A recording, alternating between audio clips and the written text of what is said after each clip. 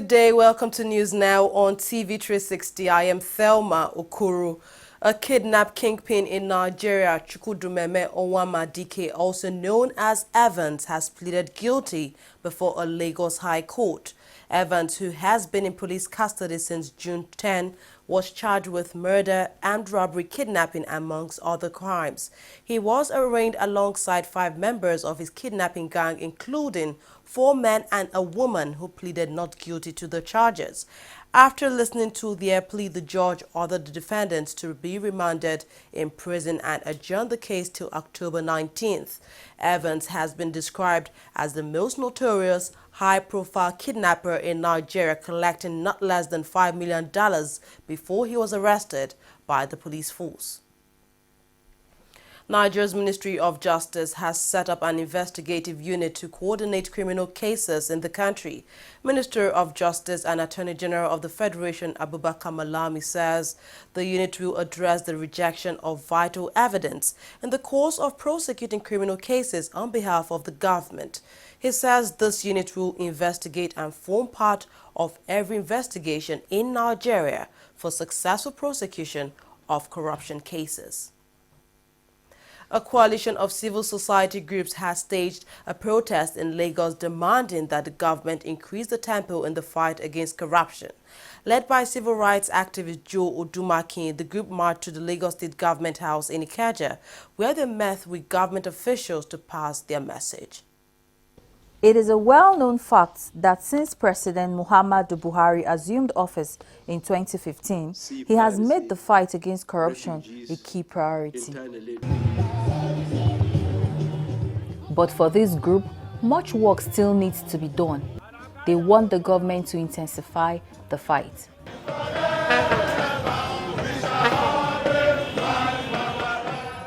It's the reason they have assembled here, to send their message to the government. We have come to realize that people think the fight against corruption is not their business. It's just the business of institutions. Movement against corruption announced today, 30th, as the march against corruption. Nigerians are going to march against corruption. Notwithstanding the good efforts of the government, notwithstanding the intention of the government to eradicate corruption, if there is no citizen engagement process that also insists that the fight against corruption must be holistic, there is no way the issue you are raising will be resolved. After the speeches here, they began their march through the streets of the city.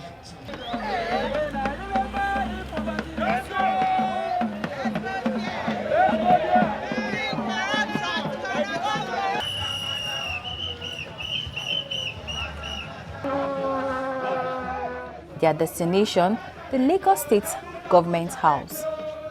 But as they arrive at the government house, they are met by a group of policemen who barricade the entrance. After the brief argument with security officials, the group forces its way through. Their first stop is the Lagos State House of Assembly, where they are also stopped by a policeman. Remaining steadfast is their approach. The group insists on meeting the leader of the assembly. We're only here for the symbolic reason of insisting that we cannot afford to continually yield the space to them. The State House of Assembly, as well as the government house, belong to the Nigerian people. Yes. You, the Nigerian people, are the repository of sovereignty. Yes. You, the Nigerian people, have the power of the country. Yes. And so shall it be in Jesus' name. Yes. It's a cancer that has destroyed our country. Yes. It is also true that our leaders have failed us. It is also true that the National Assembly has failed us. It is also true that the cabal in the presidency has failed us. It is even also true that the judiciary has not lived up to expectation. It is also true that our governors have stolen our money. It is also true that the cabal is fighting the FCC. It is also true that the cabal wants us to be defeated. Are we ready to be defeated? No! The office of the Lagos State Government is next. Some government officials and security personnel are already at the gate waiting for them. The essence of the coalition is to create awareness for the prevention and total eradication of corruption, both in public and private life. We have seen that corruption is cancerous. Corruption has bled us white. It's as a result of corruption that our medical facilities are not functional. Education, as we on strike, we have unemployment, we have a lot of our people that are into crime, although that is no excuse. But I want to say that the essence of this movement is for us to own the fight against corruption. The red card is for corruption, and it's also a warning for APC that in no time we shall come to start visiting APC with our rods if you are unable to deliver on the mandate of the people. Definitely, if we don't all join hands to kill corruption, it will not only kill us as individuals, it will kill this nation. Well, a number of Nigerians might have dual citizenship, but I'm sure the vast majority of us have no other country but Nigeria.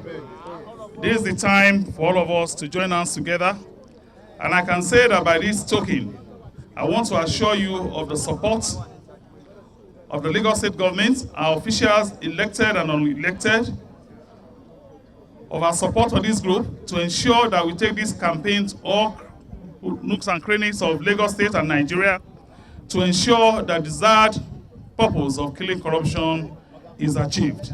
The Buhari administration has been lauded by the United States government and several international bodies for its anti-corruption stance. But as the president himself has suggested in the past, marches like this show there is still much work to be done to root out corruption in a country where the vice is endemic. President Muhammad Buhari on Wednesday presided over the Federal Executive Council meeting. This is the president's first FEC meeting in over 3 months. The council failed to meet last week, sparking speculations the president, who recently returned from a medical vacation in London, was not fit enough to attend the meeting. An official from the president's office, however, refuted these reports, saying no law mandated the meeting must be held weekly. According to reports, today's meeting focused on the ongoing strike embarked over 2 weeks ago by lecturers in government-owned universities across the country. Human rights watchdog Amnesty International says hundreds of people are being held in secret detention centers across Nigeria. This was contained in a statement released by the organization to mark the International Day of the Disappeared. According to Amnesty International, most enforced disappearances take place in the conflict-ridden northeast of Nigeria, where young men are often seized by military after being accused of affiliation to the armed Boko Haram group. Director of Amnesty International in Nigeria, Osai Ojigo, urged the government to investigate all cases of enforced disappearances and bring all those suspected of criminal responsibility to justice.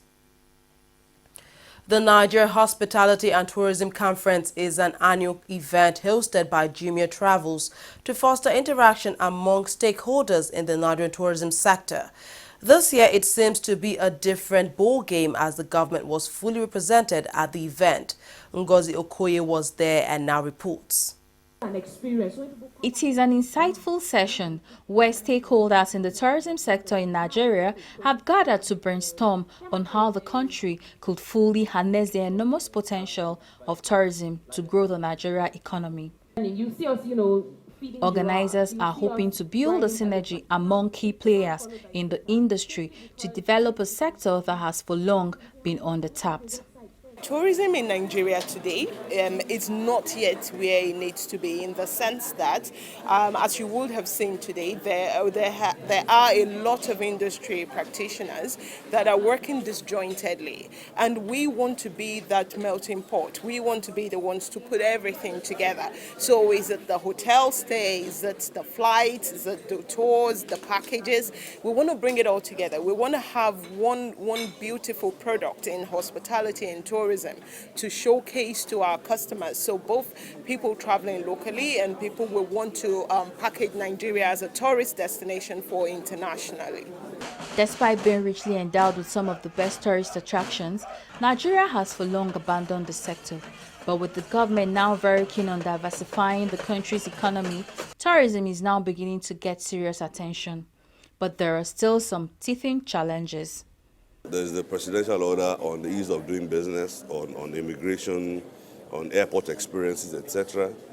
We are looking at corporate governance and regulation. What are we doing well? What are we not doing well? What are the laws? Our laws are from 1992. We're in Senate now trying to amend them to take cognizance of this is Nigeria today and to be valid and relevant in terms of regulation in the next 10, 20 years. What we're saying from NTDC is tour Nigeria, domestic tourism.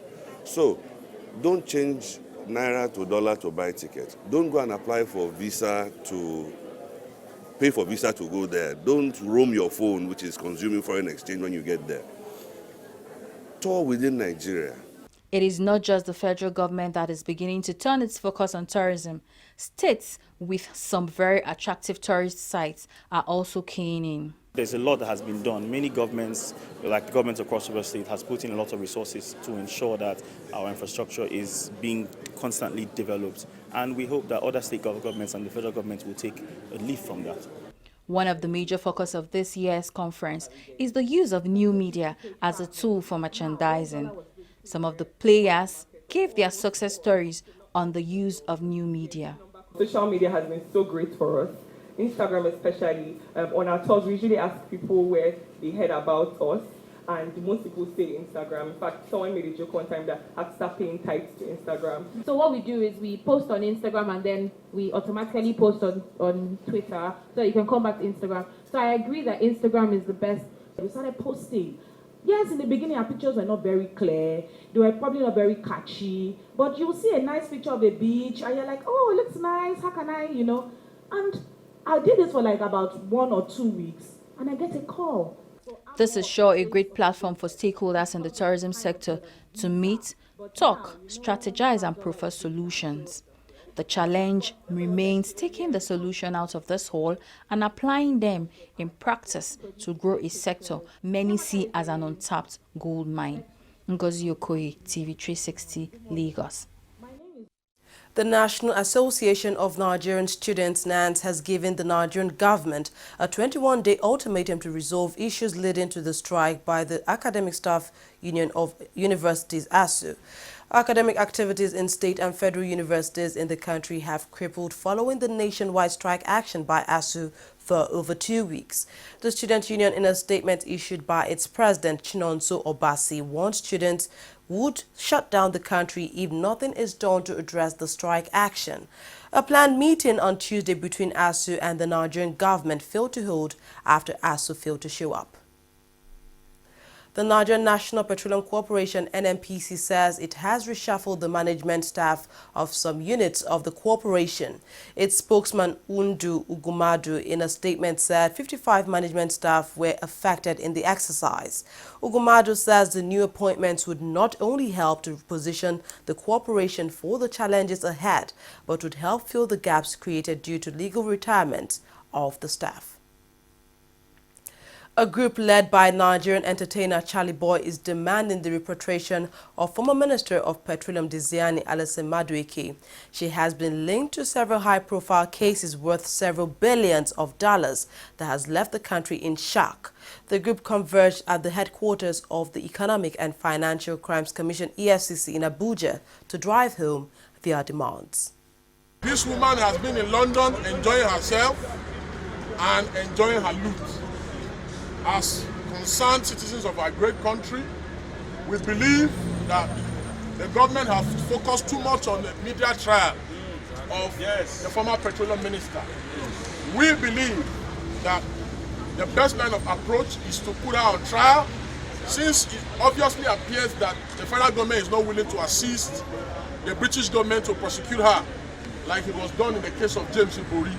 So as responsible citizens of our great country, we want the federal government to bring back the Zeni to face trial. If they cannot help the British government to jail her. This is not just about the Ziani. This is about the fight, like you rightly said, the fight about corruption. We now want to give it a new lease of life. We're looking into this matter and we're asking the federal government to do the needful. But one thing you must realize is that we are in a democratic setup. Procedures must be followed. Unlike when we were under the military, when we went and crane a Nigerian from London to Nigeria, that system is outdated and we cannot do that. We have MOU with the British government. We have bilateral agreements on how to repatriate alleged citizens. A politician in Rivers State is questioning the leadership of Governor Nyesom Wike. Andrew Uchendu, a senator representing Rivers East Senatorial District, has nothing but strong words for the governor. He was speaking at the headquarters of the Independent National Electoral Commission (INEC) in Abuja, where he was presented a certificate of return. It was my responsibility as the chairman of what we call the Rotimichibika Ameji's political think tank to nurture him for 12 good years. He was only a local government chairman. That platform raised him for a second term in office, raised him to be chief of staff, and raised him to be minister. And I remained the chairman of that think tank. If he says I am a nobody, then really he is the worst governor that Rivers State has ever had. Because he is least exposed, he is least traveled, he is intellectually incapacitated, and hasn't got the requisite leadership capacity. But all these I will want to provide if he will accept it. There must be peace. You see a governor carrying machete and displaying one to court. That tells you the mentality. But that, notwithstanding, with this certificate, I have promised to go back, settle down with him, sit down, and let us find a way to move the state forward.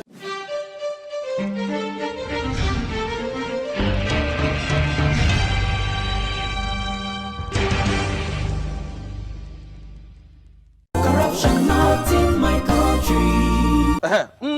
How work? Oh, correct, Oga. What is it that you are doing? Oga, they come out the part now. Make we go sell for. Oga, na correct kuza be this so. Oga Titus and him boys them. They do am. They will come out the original parts, sell them, make plenty kusa. No wonder our customers bring the generator back to our workshop because they bad.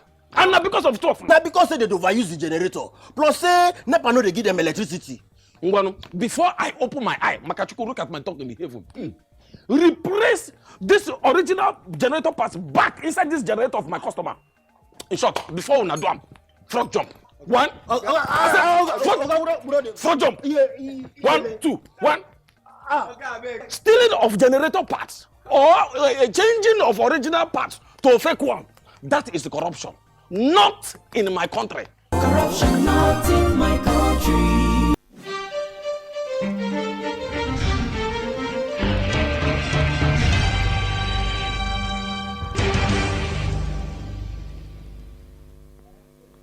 Welcome back. It's time for business news with Fidelia Aguncha.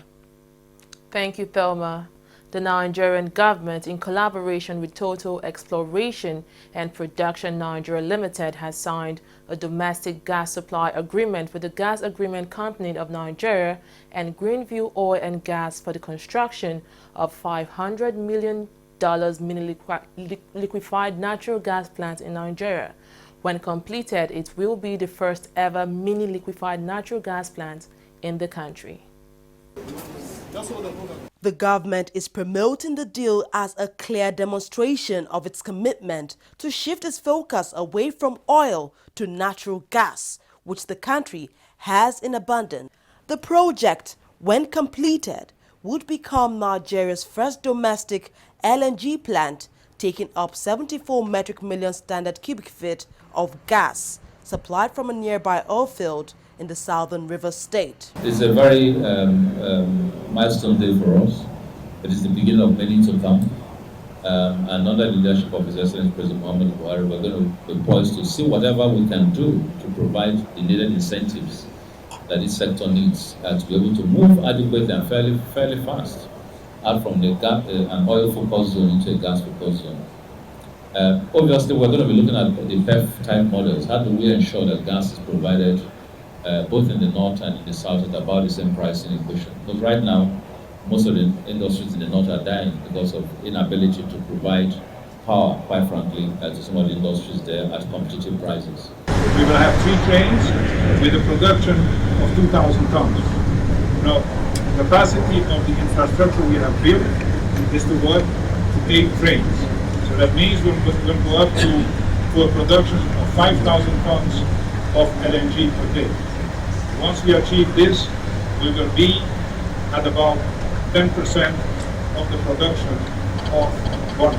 One of the major challenges militating against domestic gas usage in the country is distribution. Nigeria's network of gas pipelines does not cover the entire country, and they are often attacked or sabotaged. But with the new mini LNG plant, gas would be trucked around the country to consumers. Liquefied natural gas is lighter, cheaper, and safer when compared to automotive gasoline oil, and will as such have less impact on Nigerian roads during transportation to the locations of their various customers scattered over the country.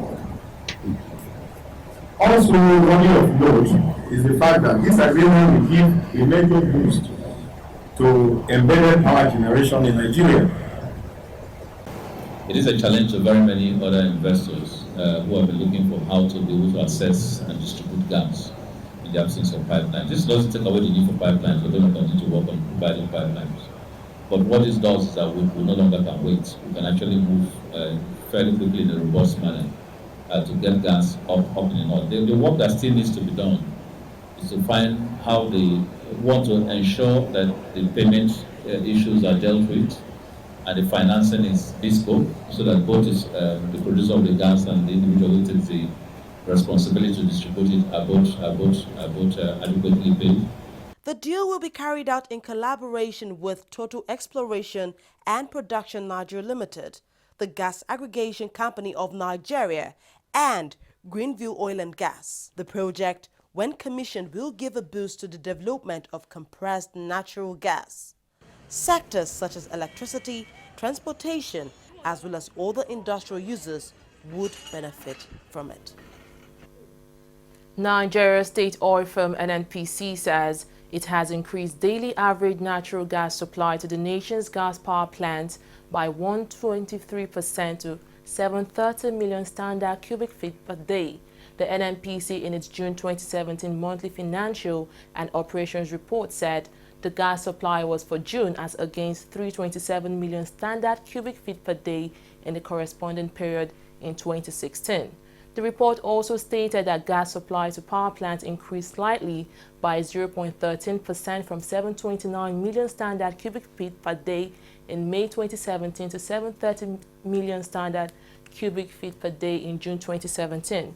The report also indicated that nationwide petroleum product supply continued to record remarkable stability following the performance of Nigeria's 3 refineries, which produced between 5 and 6 million liters of petrol per day in 2017.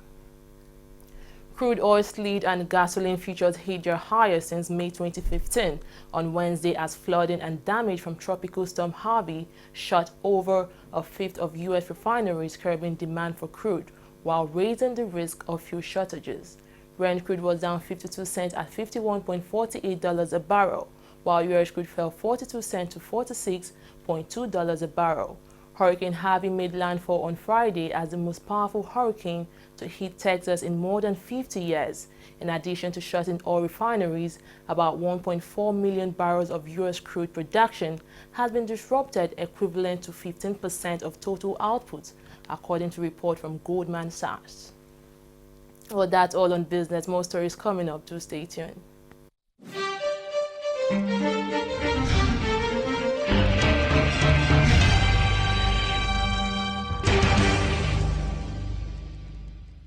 Corruption not in my country. That was a very good business. Yeah. The furniture you brought was very perfect. That's how we roll. Because let me do you receipts. Yeah. How much was it again? 1 million naira. Okay, write 2.5.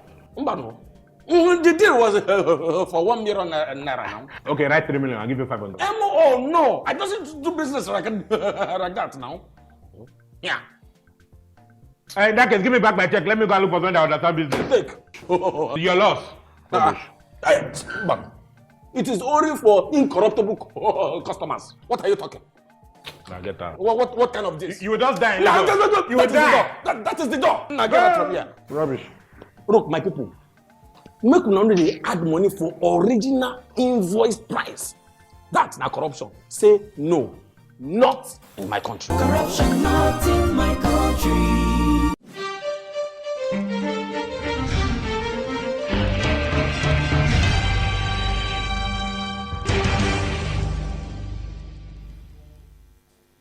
Welcome back. Authorities in Morocco have arrested a man suspected of supplying gas canisters to a jihadist sect.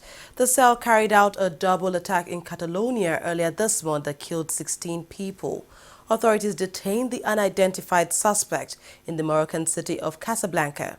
A lot of people were killed after a van plowed into crowds in the Spanish city of Barcelona. The driver of the truck was killed days later following a massive manhunt. Tropical storm Harvey has made landfall in the U.S. state of Louisiana after hovering in the Gulf of Mexico. So far, close to 30 people have been confirmed dead since the storm began in Houston on Friday. Exceptional rainfall has forced thousands of people to flee their homes while rescuers are trying to reach others that remain stranded in the city. President Donald Trump visited Texas to survey the damage brought on by Hurricane Harvey.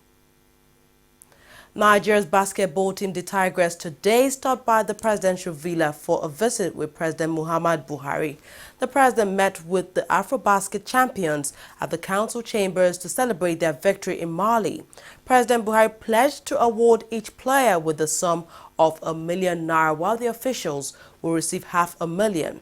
Nigeria defeated defending champion Senegal to win the trophy in Mali on Sunday night. Super Eagles coach Geno Rowe says the team is fully focused on winning Friday's World Cup qualifier against Cameroon. The Eagles, targeting their 12th win over Cameroon, are unbeaten against the reigning champions at home in a World Cup qualifier. The 23 invited players, led by Captain Mikel Obi, are currently at the team's camp for training ahead of the clash. The game is to be played at the Godswill Akpabio Stadium, Uyo, on Friday night. Nigeria emerged victorious in the just concluded African Masters Athletics Championship in Cote d'Ivoire, winning 31 gold medals and 8 silver medals. Nigeria was represented by over 16 athletes at the championships held from August 25th to August 27th. Cote d'Ivoire came second, winning 15 gold medals, 9 silver and 4 bronze medals, followed by Tunisia with 5 gold medals. Well, that's all we have on news now. Thanks for watching. I am Thelma Okoro.